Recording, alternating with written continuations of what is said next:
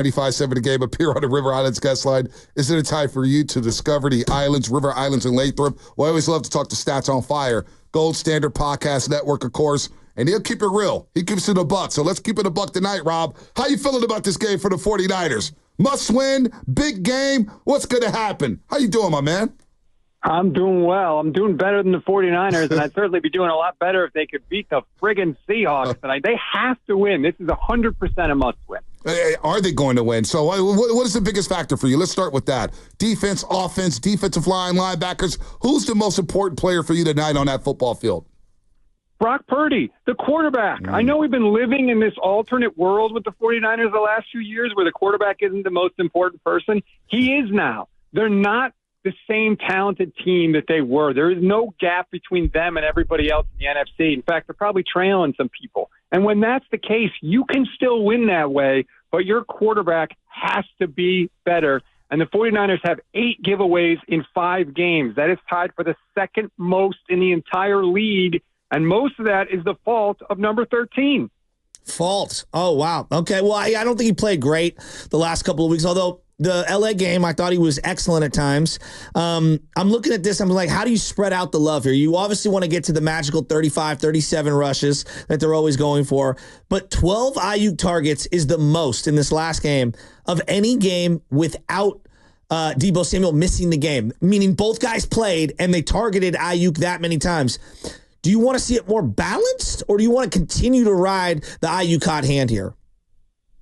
I'm all done with Deebo Samuel. I'm all set with number 1. I'm sorry. There's too many games where he just disappears.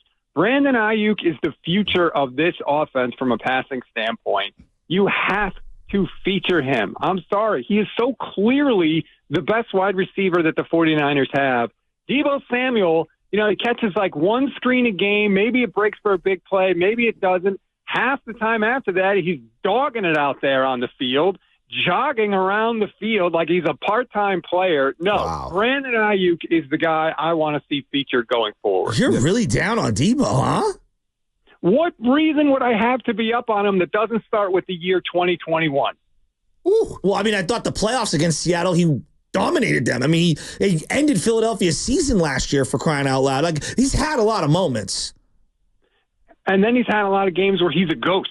You can't find him. You don't even know if he played in the game. And that's when he's healthy enough to actually be out on the field. I'm sorry. If it wasn't for 2021, we'd be looking at Deebo Samuel, and we would not think that he is this wrecking ball out there. Most of the time, he's just a guy. You know what? We're going to have to revisit that conversation. Yeah, he dominated. No. But Rob's right. I mean, look, he had the best training camp of his career, according to the sources, according to the beat writers. And he did look like he was in phenomenal shape. But when it comes to beating man coverage, we know who the real man beater is on this team. We know who the number 1 receiver is, and it is number 11, Brandon Ayuk. Let's just admit it. I know Juwan Jennings had some big games or whatnot. If this team didn't re-sign Brandon Ayuk, the Niners would be in a lot more trouble than they are right now. That's a fact. So we're going to have to revisit a conversation later in the year because we had that on this show. Is Deebo Samuel an all-time Niner? It's a big year for Deebo to determine that conversation. Rob was on the fence saying that, no, he's not an all-time Niner. We believed he was. We got to let the season play out. That could change everything here. But what about defensively? I called out Nick Bosa earlier in the week, and everybody on Instagram wanted to take my head and rip my head off and wanted me to get fired for calling out Nick Bosa. But we asked the question, when's the last time Nick Bosa was very impactful in a win?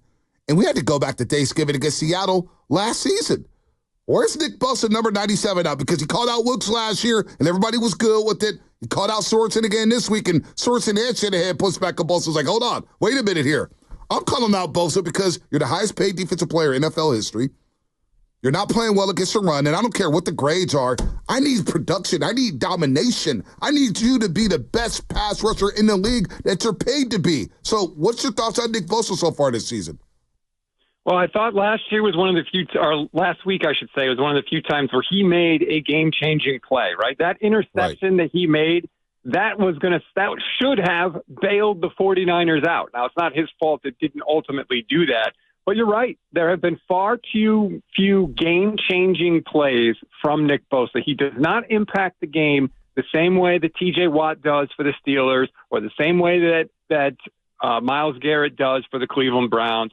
Bosa is very, very good, but he is not at that elite level, even though he is paid like someone at that elite level.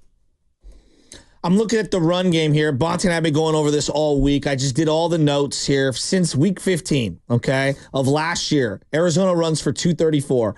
Ravens, 102, 62. I'm throwing week 18 out. Nobody played. 136 against the Packers in the playoffs. 182 the Lions ran for them against them in the playoffs. 130 in the Super Bowl. 68, 146, 98, 73, and 169 this year.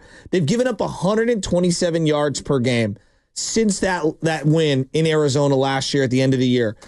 How do they get the run game stuffed on defense? This feels like a huge problem that we don't talk enough about. They can't. They need better players. That's the simple reality of it, and they don't have them right now. They're giving up almost 5 yards per carry this year. That's 21st in the league, and opponents have a success rate of 55%. So the majority of the time when the other team runs the ball, it works against the 49ers. I don't know what they can do. You can put more guys at the line of scrimmage, okay. Then you're hoping that Mooney, Ward, and Diamondor Lenore and those guys can make up for it. But it's a real problem area for the 49ers because anytime somebody needs it, they can get it. They can keep the ball on the ground. And that's also part of the reason why the Niners haven't forced that many turnovers this year. Talking to Rob Stats Guerrera here on the River Islands Guest Line Gold Standard Podcast Network. Check it out, man. He covers the Niners, breaks all the numbers down. He's passionate about them as well. It's a good listen. Rob, there's a lot of talk about Shanahan. And look, I've had my beefs with Shanahan, play calling, situational football or whatnot. But players got to play, and players have to make plays. But I've heard a lot of rhetoric this week, like maybe it's time to move into a new direction. Maybe Shanahan is not the guy. Maybe he's just stale. Where do you fall in line here as they start 2-3? Is it more on Shanahan and his play calling or whatnot, or is it simply on players not executing when they need to execute, like Ronnie Bell catching the pass in L.A., like Jordan Mason fumbling? Where do you stand here with the Shanahan rhetoric? Well, you don't get to 2-3 without everybody being to blame, first of all. Some blame goes on the players and some goes on Shanahan. But if I have to pick the biggest piece of blame pie, it's got to be the players. It has to be the players. Kyle Shanahan didn't make Jordan Mason fumble in the red zone last week. That's not on Kyle Shanahan. What do we say about Shanahan? Run the ball, run the ball. Well, he gets down to the red zone. The first play he runs is a run to Jordan Mason behind All-Pro Trent Williams, All-Pro George Kittle, and All-Pro Kyle Juszczyk. And all three of them got absolutely molly-whipped down there on that play where Jordan Mason fumbled the football. That's not on Kyle Shanahan. Again, I'm not saying Shanahan is blameless, but to me, the biggest piece of blame pie goes to the players on the field. They never have their T's crossed and their I's dotted.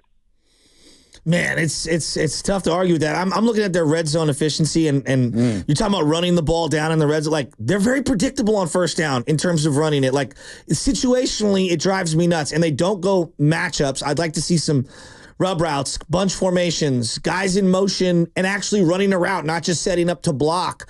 Who's the guy you would like to see them target in the red zone? Because I'm thinking of somebody that, he's dominating that game. Ayuk never gets targeted in the red zone. They've thrown to Kittle 8, I believe, of the 18 plays that they had in the red zone, and 4 went to Jennings last week. Who's the guy you would target in the red zone to kind of get their efficiency numbers up? The open guy. I don't care who it is. The problem is nobody ever seems open along the red zone. The one touchdown to Kittle they had last week was beautiful. Underneath, he got just open very, very quickly. They threw a screen pass to him in the red zone a couple weeks ago. I love that. But other than that, I can't really think of a time where in the red zone somebody has got open. I don't know if that's because they're doubling Ayuk or Deebo just can't get open against man coverage, but it's been way too hard in the red zone in the passing game. And in the ground game, like, they can't do it at all in the red zone. They have run 28 plays in that part of the field that have gained 0 or negative yardage. 28 plays. That's the most in the league. All of last season, they had 43 of those plays. So they're more than halfway to that number already, and they've only played 5 games. Wow. What about the safety position? Because I think that's something – for me, Hufanga was not good this season so far. He was not good coming back from an ACL injury. He was not good to the point where I don't know what his long-term future is with the 49ers. It wouldn't surprise me if he never played a game with the 49ers again. That's how bad he played. And I hate saying that because he's a nice guy. But Malik Mustafa and Tig Brown, and we may even see George Odom today, but the safety position could be the problem because teams are taking deep shots on them, Rob, and that concerns me tonight. DK, Jackson Smith-Njigba, Tyler Lockett getting over the top. I've never been this concerned with the safety position in a long time, Rob. I thought the secondary going into this season was the best secondary Kyle Shanahan has ever had with the 49ers. And holy hell was I wrong about that. I mean, we're back to the bad old days of balls in the air. Let me just hug the wide receiver because I can't stop him from catching it. That's where we are. It's been really, really bad for the Niners. And the safety position is scary. You're right. Guys are out of position. But here's the other scary part for me. And we see this a lot with Tig Brown and some of the other players in this secondary. They're always confused. I thought we were supposed to be getting back to the 49er defense, right? The defense that they've been playing that everybody knows. Yet why are they always confused every time the other team bunches up the wide receivers on one part of the field? They never know who's who in the zoo, and they always have two guys covering one dude and no guys covering another player who's wide open for the first down. It's happened multiple times this year, and I don't understand why. Well, what that is I mean, the passing concepts that they're going up against are more advanced than the ones that we run. They run a lot of mesh. They run a lot of rub routes and misdirection, and they try to bunch people up, and whether they're in zone or whatever, they want to have miscommunications. It's a variety of things, a lot of drag routes. What do you hate more? The current Seahawks, because they were a big rival for a lot of Niner fans, or the Amazon broadcast as a whole? Oh, man, that is Al Michaels is done. I've been on this for like 5 years. He's been done. Oh, my. Amen to that. He's been done. Does he ever get excited about anything? All he cares about is that there's no penalties and no replay reviews, so he could get out of there as fast as possible. No, thank you. Al Michaels makes the game less interesting and less exciting for me as a fan. I totally agree. Told you. He's a legend and a Hall of Famer. I didn't say he wasn't long in the tooth. Rodgers, but Aaron Rodgers is cooked. I didn't say he was long in the tooth, but don't be mad at Al Michaels. Get mad at Amazon for hiring Al Michaels. All right? We knew he was, and I'm not going to disrespect him because he was a broadcast partner at NBC, and he did a lot of great things for Sunday Night Football. It gave Sunday Night Football that credibility. However, don't be mad at him. Don't be mad at Amazon. They gave him the check. Hell, Rob, if they asked you to do play-by-play, you would be ready to do play-by-play. But guess what? You're going to take that check, right? Bro, you've been taking checks for 50 years. Go enjoy your great-grandkids. You're 80. What are you talking about? We're taking away the guy's keys. This is how the rich stay rich. Come on, Charles Schwab Shasky. You know this. Bro. Keep the checks coming, Rob. If he's worried about money, he's got deeper issues. He's been filthy rich forever. If they're going to keep throwing money at you, you're going to take it. That's the American way, right? I mean, look, I would take the check, too. I'm not going to lie. But I would also understand people that say, you're not any good at this job right now. Rob, this is where the family needs to step in and say, hey, Great-Grandpa Al, I want you home. No. They're saying, Great-Grandpa Al, we need the private jet to go to college. That's what they're saying. So Grandpa Al's saying, you know what, let me go broadcast these Thursday night games. Okay, Rob, 1 second. I take my grandpa out and introduce my son to him as great-grandpa, and we go out and I pay for dinner. That's how it works. Yeah. The younger generations are supposed to take out. See, this is what's wrong with society. You're supposed to say, hey, grandpa, it's on us this time. You don't always pay for everything. I know you want to, but it's on us. That's on Al's family. What's going on here? Yeah, I don't know what's going on here. I'm telling you how families are supposed to work. Oh. Right, Rob? You agree with me? Not when Grandpa is Al Michaels and he's got enough money to buy his own restaurant. Right. Come on, man. We're using Grandpa's black card today, man. And that's Uncle Al. We'll get through the broadcast. If you don't like it, just turn the volume down or go to the radio broadcast. It's all good. Rob Stats Guerrera, you're always good to us. Always love having you on, man. Keep up the great work over there at the Gold Standard Podcast Network. Thanks, everybody. Just search Gold Standard 49ers on YouTube. You'll see everything we got going on. And they got a lot going on right now. Boy, hey, Rob, real quick. The Niners don't win this game. Does business boom for you after losses? Oh, he's gone. Oh, man. Just we'll talk. I'll tweet him or something. I'll text him because I'm sure business is going to boom if the Niners lose.